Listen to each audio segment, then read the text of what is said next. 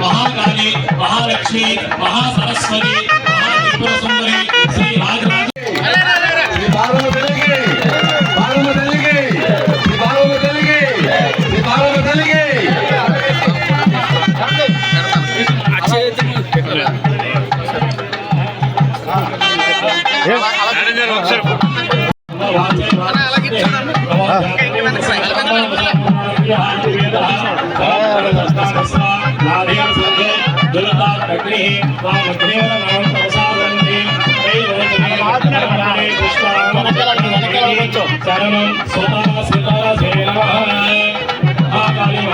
राजराज सरस्वती महात्रिपुर सुंदरी देवी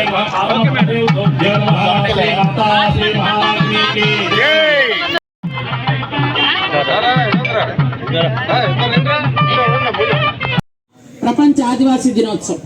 ప్రపంచ ఆదివాసీ దినోత్సవానికి చంద్రబాబు నాయుడు గారు గిరిజన గ్రామాలకి 2000 గిరిజన గ్రామాలకి రహదారులు ఆల్రెడీ శాంక్షన్ చేశారు. అలాగే ప్రతి గిరిజన మండలంలో ఒక అన్నా క్యాంటీన్, అంటే త్వరలో మీ పాచిపెంట మండలం అన్నా క్యాంటీన్ వస్తుంది, సాలూరు మండలం అన్నా క్యాంటీన్ వస్తుంది, అలాగే మక్కువ మండలం కూడా ఒక అన్నా క్యాంటీన్, అంటే మన నియోజకవర్గంలో 4 అవుతాయి. ఎందుకంటే ఎస్టీ మండలాలన్నిటికి కూడా అన్నా క్యాంటీన్లు పెట్టమన్నారు.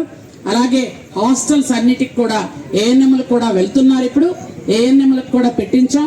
అలాగే గిరిజన గ్రామాలు ఏవైతే ఉన్నాయో అన్నిటికి కూడా జలజీవన్ మిషన్ ఏర్పాటు జరిగింది. ఆల్రెడీ కొన్ని గ్రామాల్లో అవుతున్నాయి, మరికొన్ని గ్రామాలకు కూడా ఫండ్స్ కూడా శాంక్షన్ చేశారు, అవి కూడా అవుతున్నాయి. కొన్ని గ్రామాల్లో జలజీవన్ మిషన్ పెట్టలేని దగ్గర 70 గ్రామాలకి మేము మళ్ళీ ట్యాంక్స్ కూడా ఏర్పాటు చేసాం.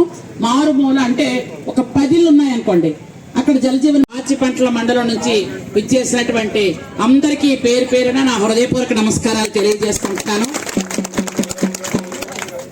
చాలా సంతోషం. ఈరోజు మనం ఎప్పటి నుంచో పారమ్మ తల్లికి ఆ కొండకు వెళ్ళడానికి ఎన్నో ఇబ్బందులు పడుతున్నాం. కరెక్ట్గా మనకి శివరాత్రి వచ్చేటప్పటికి కొంచెం రోడ్లు కొద్దిగా తడి ఆరిపోయి ఉంటాయి, కానీ అదే ఈ టైంలో శివరాత్రి అయితే మనం వెళ్ళడానికి పరిస్థితే లేదు వర్షాకాలంలో. కానీ ఆ ఫిబ్రవరి నెల కాబట్టి మనం వెళ్ళగలుగుతున్నాం, అది కూడా చాలా ఇబ్బందుల మీద వెళ్ళగలుగుతున్నాం. ఈ విషయం మీదే మనం చాలా సంవత్సరాలుగా ఇది అనుకుంటే ఆ తల్లి దయ వల్ల ఆ అదృష్టం మనకు దక్కింది. కాబట్టి మనం 1,60,00,000తో పారమ్మ తల్లి కొండకి రహదారి సౌకర్యం కల్పించుకున్నామని చెప్పడానికి చాలా సంతోషంగా ఉంది. ఈ రహదారి అనగానే మాకు గ్రామ దేవతలు చాలా ముఖ్యం సార్. ఎందుకంటే మన ప్రాంతాల్లో ఉన్నటువంటి గిరిజనులకు కానీ బీసీలకు కానీ ఏంటంటే గ్రామ దేవతలు చాలా ముఖ్యం. గ్రామ దేవతల పండగలు ముఖ్యం.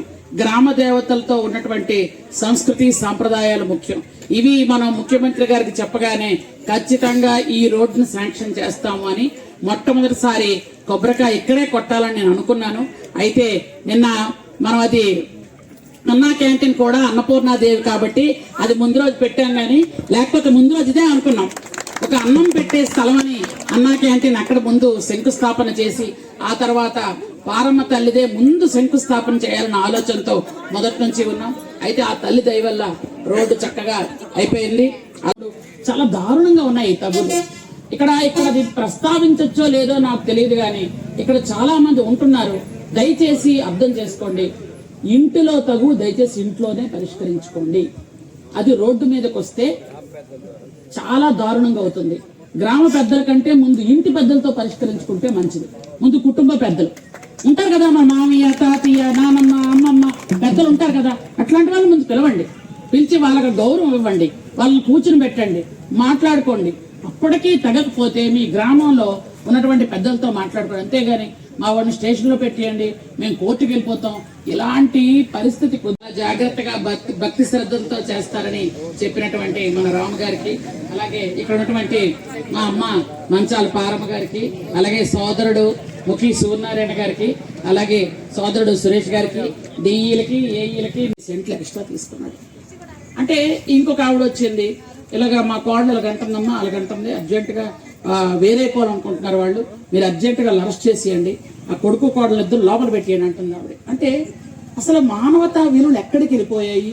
మనందరం కూడా అభిమానంతో ప్రేమతో ఉండాల్సింది మానవతా విలువలు సన్నగిల్లిపోతున్నాయి. నాకు బాధ అనిపించి ఈ విషయం చెప్తున్నాను. ఎందుకంటే చిన్న చిన్న తగాదాలు ఉంటే వాటిని పెద్దవి చేసుకొని స్టేషన్ల దాకా, కోర్టుల దాకా కుటుంబం వెళ్ళిపోతే మనకి వేరే దేశాలకి ఉన్న తేడా ఏంటి ఒకసారి నాకు